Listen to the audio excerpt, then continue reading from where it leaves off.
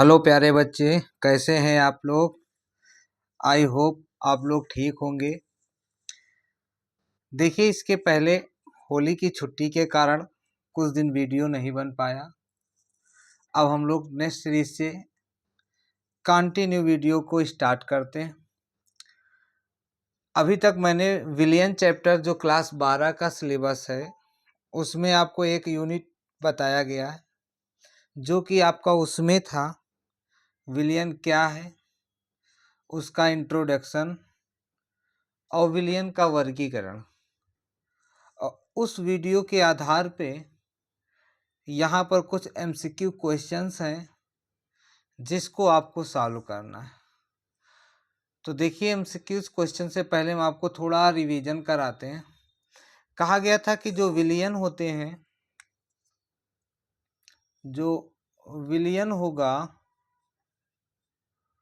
वो दो लोगों से मिलकर बना होगा। एक होता है विलेय और दूसरा होता है विलायक। विलेय और विलायक। और विलियन में जिसकी मात्रा कम होती है, विलियन में जिसकी मात्रा कम होती है उसे विलेय कहते हैं, और जिसकी मात्रा अधिक होती है उसे विलायक कहते हैं। ये था इसमें। उसके बाद जब विलियन बनता है तो विलियन का मतलब है कि विलियन में कितने लोग हैं, दो लोग हैं, एक विलेय और दूसरा क्या है, विलायक। इसीलिए विलियन को द्विअंगी विलियन के नाम से जाना जाता है। विलियन को किससे नाम जाना जाता है, द्विअंगी विलियन कहा जाता है। इसको बोलेंगे हम द्विअंगी विलियन है।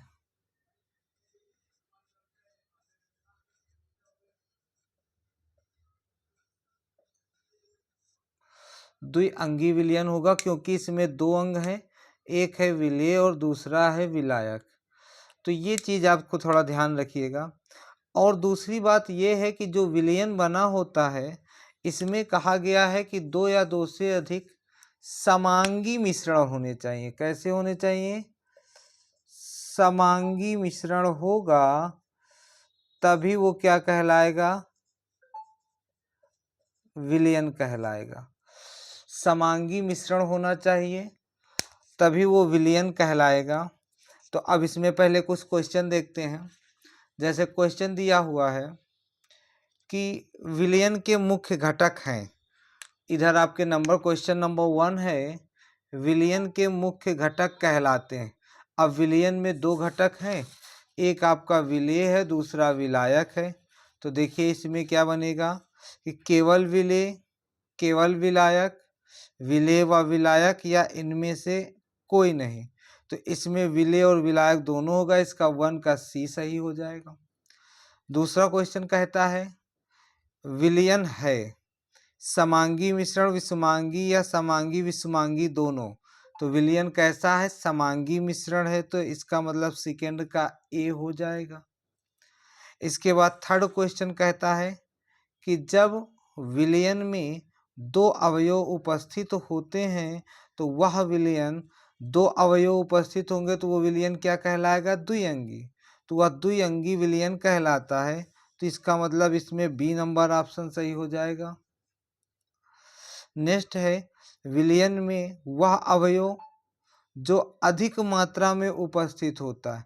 तो अधिक मात्रा में उपस्थित होने के लिए क्या होना चाहिए, अधिक मात्रा में होगा तो विलायक और कम मात्रा में होगा तो विलेय।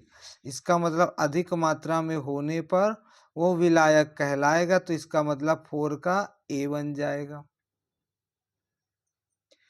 क्वेश्चन नंबर 5 क्या कहता है कि विलियन में वह अवयव जो कम मात्रा में उपस्थित हो। कम मात्रा में उपस्थित कौन होता है, विलेय। इसका मतलब 5 का बी बन जाएगा।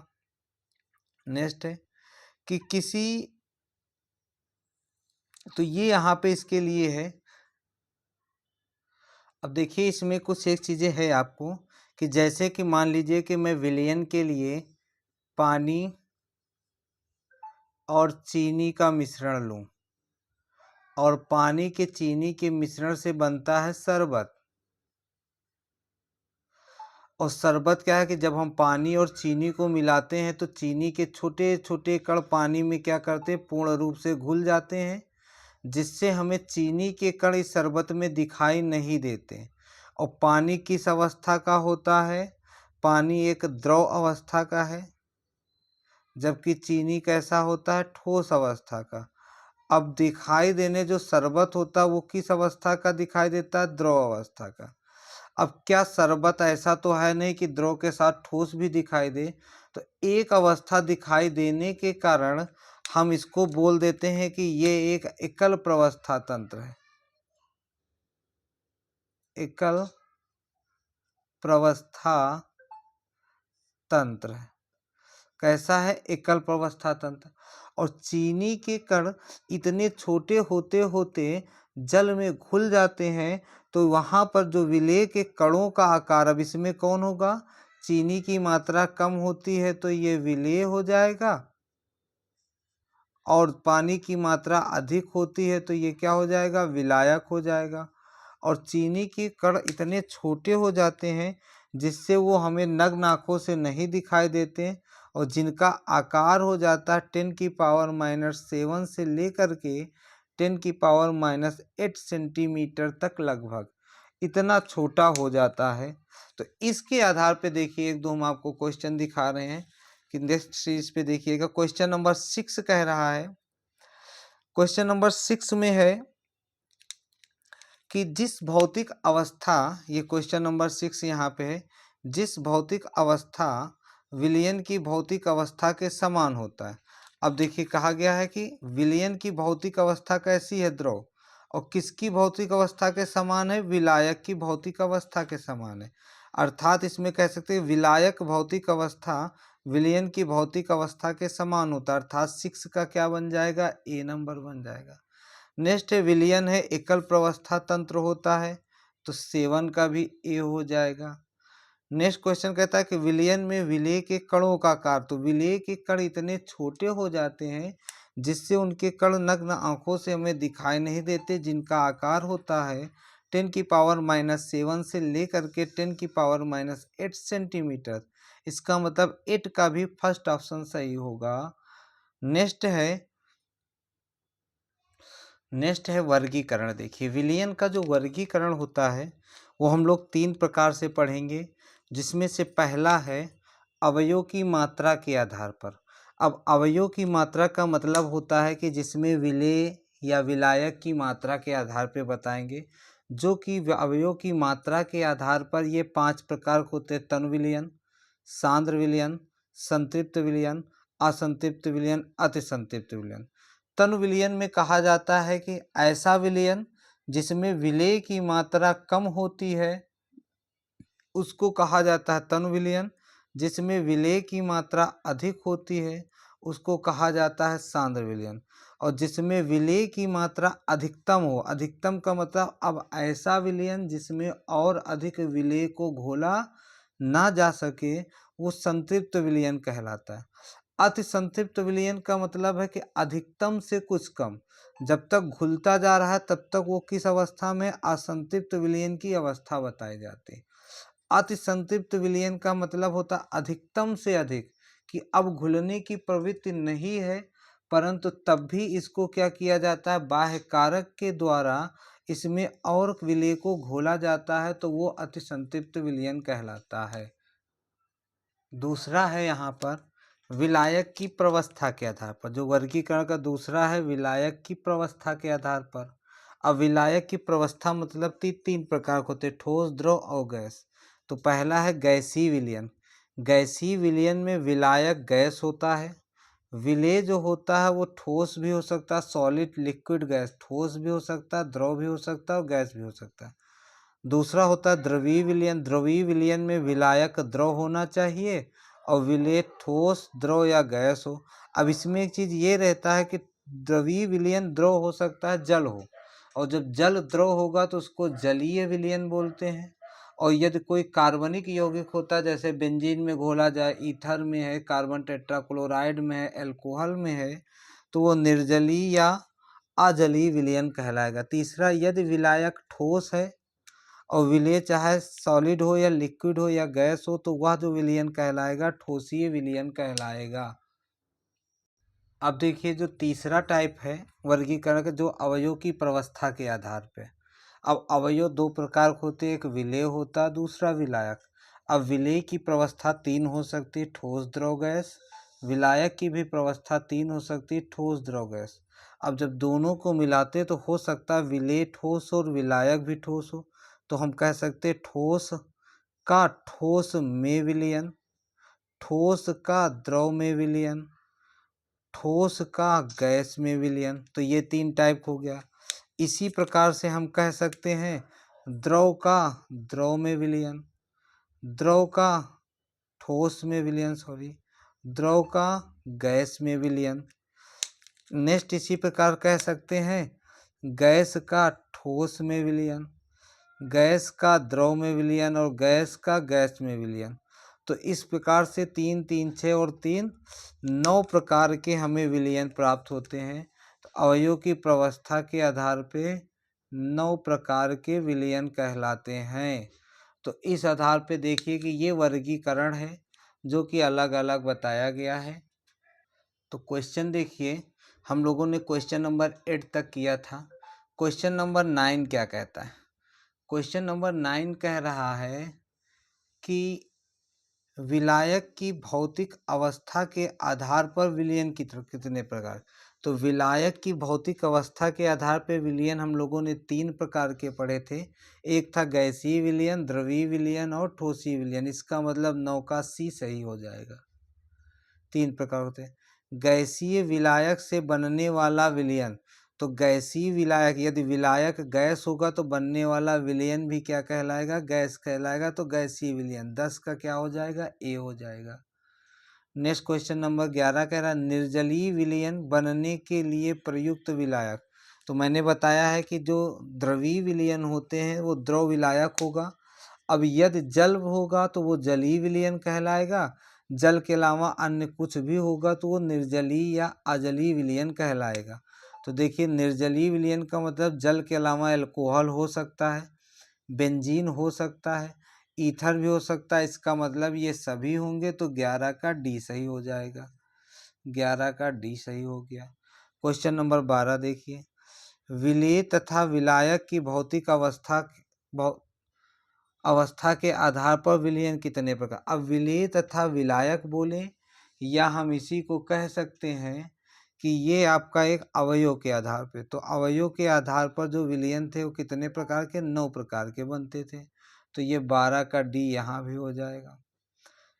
अब कुछ सिलेबस के अकॉर्डिंग मैंने क्वेश्चन दे दिया, क्योंकि बहुत सारे ऐसे होते हैं कि जो साल भर तो पढ़ते परंतु उनको अपना सिलेबस नहीं पढ़ता। तो मैं ये कक्षा 12 के रसायन विज्ञान के NCERT के यूपी बोर्ड में कुल चैप्टर की बात करें तो वहाँ पर कुल चैप्टर हमने आपको 10 बताएं। इसका मतलब यहाँ पे आपको जो 13 का कौन सा हो जाएगा? बी नंबर हो जाएगा। तो 13 का बी नंबर हो गया। क्वेश्चन नंबर 14 देखिए, निम्न में से भौतिक अकार्बनिक और कार्बनिक विज्ञानों के अध्याय का क्रमशः क्रम बताइए। तो देखिए जो रसायन विज्ञान के 3 भाग पढ़ते हैं आप, एक होता है भौतिक रसायन विज्ञान, दूसरा है अकार्बनिक रसायन विज्ञान और तीसरा है कार्बनिक रसायन विज्ञान, जो कि कक्षा 12 के यूपी बोर्ड के अकॉर्डिंग NCERT में 2 बुकें हैं। फर्स्ट बुक में आपका भौतिक और अकार्बनिक। तो भौतिक रसायन विज्ञान में जो टोटल चैप्टर 3 है और अकार्बनिक रसायन में 2 हैं तथा कार्बनिक रसायन में 5 हैं, तो कुल मिला के 14 का कौन सा सही हो जाएगा? बी नंबर ऑप्शन सही होगा। क्वेश्चन नंबर 15 देखिए, क्वेश्चन नंबर 15 कह रहा है कि हाइड्रोजन का प्लैटिनम में विलयन, हाइड्रोजन का प्लैटिनम में विलयन। तो हाइड्रोजन एक गैस है जो प्लैटिनम में विलयन मतलब द्रव में मिलाया गया। तो हाइड्रोजन का प्लैटिनम में विलायक का विलेय में, विलायक का विलेय में। तो हाइड्रोजन गैस और विलेय क्या है? ठोस है। इसका मतलब इसमें ऑप्शन नंबर 1 सही हो जाएगा। तो 15 का ए हो गया। क्वेश्चन नंबर 16 है कि ठोस का द्रव में विलयन, ठोस का द्रव में विलयन अर्थात विलायक का विलय में विलय अर्थात विलेय का विलायक में जिसमें घोला जा रहा है, जिसको घोला जा रहा है, तो ठोस का द्रव में, तो ठोस को द्रव में घोला गया, तो ठोस आपका विलेय है और द्रव क्या है, विलायक है। तो इसमें विलायक क्या कहलाएगा, द्रव होगा, और विलेय क्या कहलाएगा, ठोस कहलाएगा, अर्थात 16 का भी ए ऑप्शन नंबर सही होगा। नेक्स्ट क्वेश्चन नंबर कह रहा पीतल है। तो पीतल एक मिश्रण है, और पीतल किन किन धातुओं से मिलकर बना हुआ है, तो जिंक और निकिल से मिलकर बना होता है, जिसको हम लोग पीतल बोलते हैं। और जिंक और निकिल में कौन सा ऑप्शन नंबर सही है, फर्स्ट। इसका मतलब 17 का भी फर्स्ट है, और ये एनसीईआरटी बुक का ही है। जब आप देखेंगे चैप्टर विलियन में, तो चौथी या पांचवी लाइन पे ये आपको क्वेश्चन मिलेगा। नेक्स्ट कहता है कांसे हैं। तो कांसा भी एक प्रकार का मिश्रण है, और कांसे में जो होता है वो कॉपर और टिन का मिश्रण होता है। तो अब इसमें देखते हैं कॉपर और टिन कहाँ पे है। कॉपर और टिन, ये question number D option number पे सही है। टिन का मतलब एसएन होता है, तो 18 का डी नंबर सही आंसर हो जाएगा। नेक्स्ट कहता है चूहे के लिए जहर के रूप में उपयोग है। तो देखिए, जब फ्लोराइड का किसी धातु के साथ मिलते हैं तो जहर के रूप में उपयोग करता है, जिसको हम बोलेंगे सोडियम फ्लोराइड। और फ्लोराइड की मात्रा बढ़ने पर वो जहरीला होता जाता है। इसका मतलब चूहे के लिए जहर के रूप में उपयोग करते हैं। ये कोई 19 का आंसर नंबर ए बन जाएगा। और ये जो क्वेश्चन है ये एनसीईआरटी बुक के लाइन से पढ़े गए हैं, वहाँ से आप देख सकते हैं। नेक्स्ट कैसा क्वेश्चन नंबर 20 है कि एक विलियन ए जिसमें 1000 ग्राम जल तथा 100 ग्राम चीनी घुली है, तथा एक विलियन बी जिसमें 100 ग्राम जल 1000 ग्राम जल में 500 ग्राम चीनी घुली। तो देखिए, दोनों में विलायक की मात्रा सेम है, लेकिन विलेय की मात्रा क्या है, ए वाले में 100 ग्राम है और बी वाले में 500 ग्राम। तो कहा गया जिसमें विलेय की मात्रा कम होती है वो तनु है, और जिसमें विलेय की मात्रा अधिक होती है वो सांद्र है। तो ए में मात्रा कम है तो ए तनु विलयन कहलाएगा, और बी क्या कहलाएगा, सांद्र विलयन कहलाएगा। अब देखिए कौन सा, इसमें दोनों सांद्र है, दोनों तनु है, तो ये गलत हो जाएगा। ए तनु है और बी सांद्र, इसका मतलब 20 का भी क्या हो जाएगा, ए सही होगा। नेक्स्ट कहता है संतृप्त विलयन है। तो संतृप्त विलयन ऐसा विलयन होता है जिसमें और अधिक विलेय को घोला ना जा सके। इसका मतलब विलेय की मात्रा अधिकतम हो। तो विलेय की मात्रा अधिकतम है, ये सी नंबर ऑप्शन है, 21 का सी हो जाएगा। क्वेश्चन नंबर 22 देखते, कॉलम को मिलाना है, column A and column B. कहता है तनु विलयन, सांद्र विलयन, संतृप्त विलयन, असंतृप्त। तो तनु विलयन वे होते हैं जिसमें विलेय की मात्रा कम होती है। तो इसका मतलब पहले का सी, तो इसमें देखते पहले का ए ये होगा नहीं, पहले का बी ये होगा नहीं, पहले का सी नंबर से, और पहले का सी डी नंबर।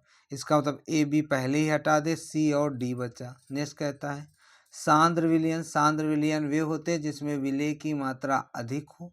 इसका मतलब दूसरे का बी, तो इसमें दूसरे का बी, इसमें भी दूसरे का बी, अभी भी दोनों सही। संतृप्त विलयन वे होते हैं जिसमें विलेय की मात्रा अधिकतम हो। तो अधिकतम के लिए डी है, तो तीसरे का डी, यहाँ पे तीसरे का डी है जबकि यहाँ पे है, तो इसका मतलब तीसरे के डी सही के कारण ये सी ऑप्शन सही हो जाएगा। तो 22 का सी बन जाएगा। क्वेश्चन नंबर 23 देखिए, एक लिखा हुआ सिट्रिक अम्ल। सिट्रिक अम्ल का जो फार्मूला होता है वो आपको बताना है। तो सिट्रिक अम्ल का जो फार्मूला होता है वो C6H7 और O8 होता है। और इसी में पूछा कार्बोक्सिलिक अम्ल के समूह कितने होते हैं। तो सिट्रिक अम्ल का कार्बनिक समूह कितने होते हैं। तो देखिए, हम सिट्रिक अम्ल का एक फार्मूला बना के दिखा रहे हैं। तो सिट्रिक अम्ल में आपके पास 6 कार्बन हैं, 1 2 और 3, COOH COOH COOH, ये हो गया। और इसमें एक हम क्या लगा दें, ओ एच, बैलेंसी कर दें तो ये H2 और H2। तो देखो 1 2 3 4 5 6 कार्बन, C6। हाइड्रोजन की संख्या 3 2 5 1 6 2 8। हाइड्रोजन कितने हो जाएंगे, 8 हो जाएंगे, सॉरी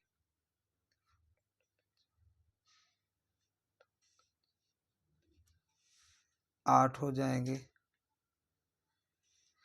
एंड नेक्स्ट देखिए, ऑक्सीजन की संख्या 2 2 4 2 6 1 7, ऑक्सीजन 7। और सिट्रिक समूह कितने हो गए, 1 2 3, ऑक्जेलिक ग्रुप 3 है। तो अब इसमें बताना है तो ये बन जाएगा आपका सिट्रिक एसिड का। तो क्वेश्चन में देखिए, सिट्रिक अम्ल में C6H8O7 और ये 3 कार्बोक्सिलिक समूह, इसका मतलब इसका ऑप्शन नंबर 23 का कौन सा सही हो जाएगा, डी ऑप्शन। नेक्स्ट कहता है tartaric C4H6O6, C4 COOH COOH, ये हो गया। उसके बाद इसमें पूछा टार्टरिक एसिड का है, तो ये जो C4H6 है ये तो टार्टरिक एसिड का सीधा ही एक डायरेक्ट पता चल रहा है। तो इसका मतलब जो हमारा 24 है, 24 का ऑप्शन नंबर बी सही हो जाएगा। क्वेश्चन नंबर 25 कहता है कि पारे का सोडियम के साथ अमलगम।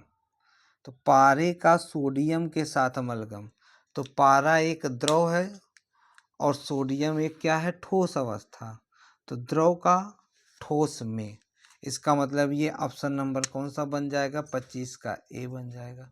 तो इस प्रकार से ये क्वेश्चन के आंसर हैं, जो कि आपको यहाँ पे 25 टोटल क्वेश्चन के आंसर दिए गए हैं।